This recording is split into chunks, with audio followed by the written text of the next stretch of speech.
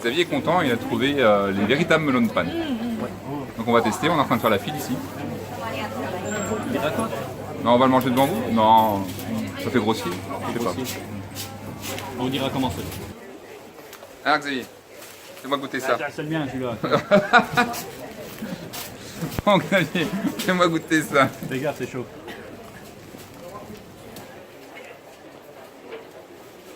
Putain, c'est bourré de sucre, je vais me faire une attaque. Très sucré. Melon de panne. Très bon. Merci Xavier pour cette découverte intéressante. Un vrai melon de panne dans sa coussa. Ouais, Oishi ou soyo? aussi, yes. Daisuki. Aski. Xavier va nous montrer un petit peu le rythme de purification qu'il faut établir lorsque l'on va au temple. Ouais, Xavier. Voilà. Ah, dis-nous un petit peu ce que tu fais. Voilà. Donc, il s'est rincé la bouche à recracher. Avec chaque main l'une après l'autre. Avec chaque main l'une après l'autre. Ouais. Ne pas boire l'eau. Ne pas boire l'eau. C'est important. Ah. Et puis, tu sais ce qui reste dans le gobelet. Pour purifier le gobelet que tu utilises. Wow. Alors Xavier, explique-nous un petit peu c'est quoi ce chaudron magique derrière. Ce chaudron magique derrière, c'est un bac à encens. Donc je ne vais pas le faire pour vous montrer parce que je ne tiens pas à attraper le cancer. Le but c'est de s'approcher du bac et de s'envoyer l'encens à la figure. C'est censé se purifier.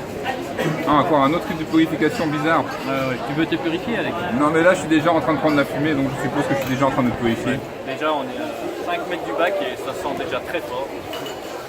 Je ne veux pas m'approcher à moins de... Non, je suis déjà assez près. Enfin voilà, si vous voulez vous purifier, vous pouvez vous mettre vos cheveux dedans et faire comme ça pour attirer la fumée vers vous et vous aurez l'air de gros tarés. Ouais, voilà. Mais c'est normal ici. Japon. Bon Xavier, dis-moi un petit peu, qu'est-ce qui se passe là derrière moi? Encore une fois, tu connais tout de moi. Xavier doit tout faire. Moi je sais pas très bien, on dirait qu'ils prient ces gens-là, ils balancent des pièces et c'est un peu bizarre. C'est exactement ça. Tu balances une pièce, tu fais ta petite prière, tu clapes dans les mains, histoire d'attirer l'attention des dieux. Et voilà, tu fais ta petite prière, tout seul, dans ton coin. Et pourquoi est-ce qu'ils prient là et qu'ils ne prient pas derrière moi ici? Ah mais tu peux prier là-bas, tu peux prier ici. C'est à ton goût. Ah donc on fait un peu comme à sa sauce quoi. Ouais voilà. Donc là tu fais une prière devant des reliques sacrées. Alors que de l'autre côté je faisais ça au-dessus d'une loupe bizarre géante. Ouais, voilà. Je ne suis pas un spécialiste de la religion, mais c'est à peu près ça. D'accord. Pour donner une idée de la loupe géante. Toute petite. Et ça va bien, derrière moi on dirait comme ça une aura. Vous n'êtes pas convaincu hein? Non. Alors Alex, explique-nous comment ça marche. Bah alors d'après ce qu'on m'a expliqué, il faut déjà payer 100 yens. Bien, ça t'as retenu. Ouais. Et allez la déposer ici. Prenez la petite boîte métallique. Prenez la petite boîte métallique. Ouais. Et vous essayez de faire tomber une baguette, que voici. Et sur laquelle il y a un numéro. Avec ce numéro, je vais aller regarder ici pour retrouver mon fameux porte-bonheur ou porte-malheur. Ouais, sa prédiction. Alors là, Xavier va pouvoir me traduire que en fait, voilà. ça se passe. C'est le moment marrant où Alex essaye de lire le numéro. Voilà, vous pouvez le voir sur la transcription exacte. On dirait, ouais. Voilà. Ouais. Donc je vais ouvrir mon petit tiroir et je vais prendre ma petite feuille de papier, remettre mon petit bâton dans la boîte magique et vous lire que c'est une petite fortune de merde. Petite fortune. Ah oui, bah voilà. Mais ça reste de la chance. Petite, mais ça reste de la chance. Il y a 2 ans, j'avais trouvé le master possible, imaginable, mais Pas tous on les, peut avoir pas de la tous les 2 chance ans. tous les quoi. deux. Voilà. Et donc ça s'appelle Omikuji. Fuji. Omikuji. Un truc comme ça. Voilà. Ah bah Xavier, tu tombes bien. Ah, bah bonjour. C'est quoi ces grosses loupiottes là? Bien, ce sont des lanternes japonaises. Tout simplement. Ça sert à éclairer le chemin des voyageurs égarés. Peut-être que tu en sais plus que moi. Je ne sais pas. En tout cas, c'est bien joli. C'est très beau. Bon, j'ai encore perdu Xavier. Ouais Xavier, c'est quoi ces drôles de tenues là que les demoiselles portent? Les des drôles de tenues. Ouais. Ah, mais ce sont des kimonos, des yukata. Les yukata, tu appelles ça? Oui. C'est normal de mettre ça à cette période de l'année? Tout le temps? Ouais, c'est à toutes les périodes de l'année, tu peux mettre un yukata. Mais bon, plus pendant les fêtes. Il y en a pour hommes et pour femmes. Bon, ici, il y a que des femmes habillées en yukata. Mais... Donc on fait la promesse que si on en trouve un homme en tenue yukata, on le montre aux gens. Ouais, on fait une photo avec peut-être. Je préfère faire des photos avec les filles. Ouais. Ah, c'est déjà fait ça. Chut, tu spoil. C'est quoi le machin derrière moi? Ah, c'est censé être une pagode. Il y en a une pagode à 5 étages. Il n'y en a pas beaucoup aujourd'hui. Malheureusement, celle-là, on ne peut pas la voir parce qu'elle est en forme. Ça veut dire que c'est encore à cause de moi qu'on n'a pas de chance? Ouais, mais dans notre chance, on a toujours ta malchance. Mais si tu fais une rotation à 180 degrés, 180... Oh, il y a un tout autre style de pagode. c'est pas Skytree ça? C'est Tokyo Skytree. C'est la plus haute tour de radiodiffusion Au monde? 600 mètres. Donc ça, c'est vraiment des tours. C'est vraiment pas mal. Bon, si vous avez l'occasion de venir au Japon, Tokyo Skytree. voilà. On peut monter dessus, on va faire. C'est un peu cher, on va pas le faire. Non, non. Il y a moyen d'avoir d'autres vues sur Tokyo. Mais ça, par contre, on va le faire. Comme on vous l'a promis, on a trouvé des garçons habillés en yukata. Ah, Et donc on vous les présente ici, même si c'est peu visible, mais comme ça, on a tenu notre parole. Voilà Shibuya, Hachiko, avec Hachi. Bon, Hachi c'est le chien évidemment, hein, pour ceux qui n'ont pas compris. Il y a toute une histoire par rapport à ça, que Xavier va vous raconter. non, parce que tu la connais autant que moi. Bon, donc c'est moi qui me dévoue pour faire l'histoire. Alors, il y a un certain temps, Oui, ça c'est vrai. il y a un certain temps, un employé venait tous les jours au travail et son chien le suivait jusqu'ici pour l'emmener jusqu'à la gare. Puis un jour, le monsieur a eu un accident et n'est jamais rentré. Et l'histoire veut que Hachi, son chien, soit venu et attendu ici jusqu'à ce que son maître revienne, c'est-à-dire jamais. Et il est mort ici.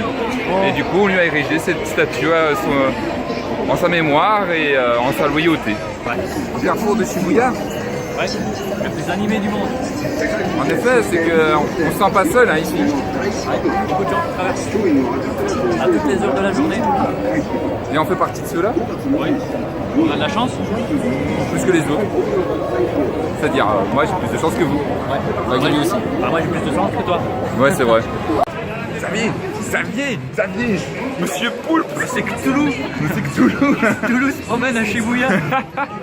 On va tous mourir, Cthulhu est réveillé. Xavier, Oui. Je dois lui faire un câlin, c'est ça. vas-y maintenant, c'est le moment, on fait câlin.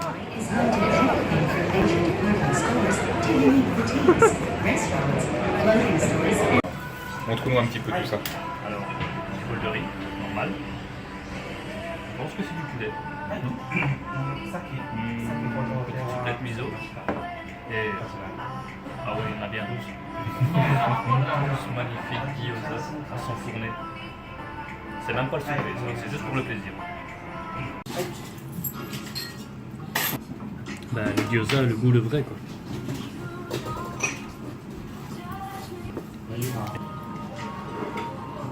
C'est du poulet, y a pas de problème.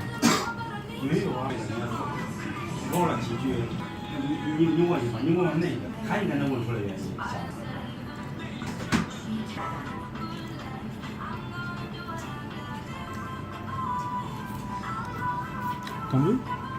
T'en veux? Ah ben non, c'est pour moi.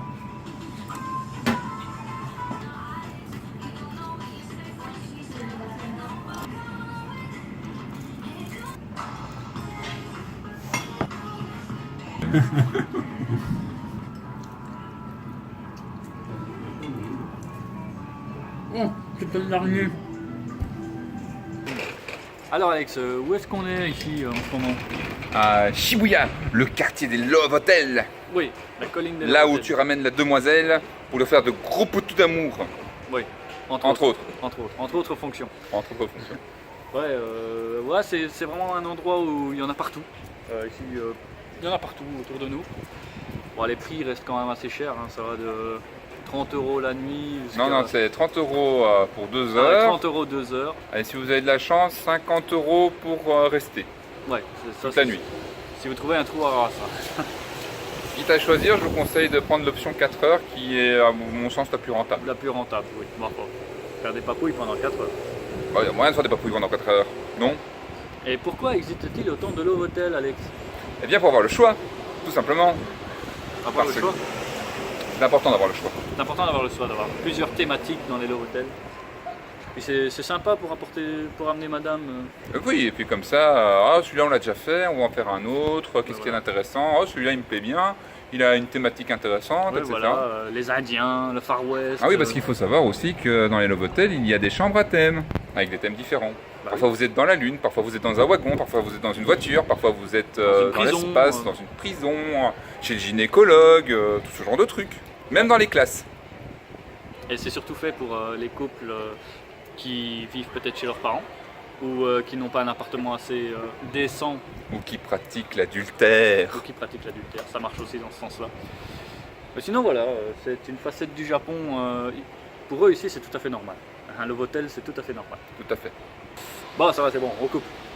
On parle les gens. Donc comme on vous l'avait promis, on a trouvé des garçons à yakitori. Un yakitori. Comme on l'a promis, on a trouvé... on a trouvé des garçons habillés En brochette. en brochette. Donc voilà, si vous avez envie de voir un pénis qui pourfend le ciel au Japon, pour compenser le petite taille, les Japonais ont pensé à tout. Et là j'ai pas compris pourquoi, mais il y a un chat à ses pieds maintenant. Visiblement, je pense qu'Hachi est en train d'enfourrer un chat qui prend plus ou moins plaisir. Alors Alex, explique-nous... Bah, attends, on recommence. Alors Alex... Ouais, bon. Bon vas-y, lance-moi. C'est tellement mal fait. Alors Alex, explique-nous comment ça marche. D'après ce qu'on m'a expliqué, arrête, fais ça correctement. Aïe, je vais prendre une photo. Bah, et moi, attends, moi aussi je fais photo. Ah oui. C'est ce que je veux dire. Et tu crois qu'on va nous entendre parler là? Non, ils n'entendent pas. Il y a une belle bouche à pipe quand tu manges. Ça va, t'as pas encore la tremblote? Ah, Parkinson me reprend. Il a des crises, hein. T'as pris tes médicaments? Petite pilule rose. Ah bah Xavier, tu tombes bien. Ah, bah bonjour. Xavier est content, il a tout. Alors Xavier. Xavier va nous montrer. Bon Xavier. Alors Xavier. Bon Xavier, dis-moi un petit peu. Xavier, que penses-tu de tout ça? Xavier, que penses-tu de tout ça? J'ai encore perdu Xavier.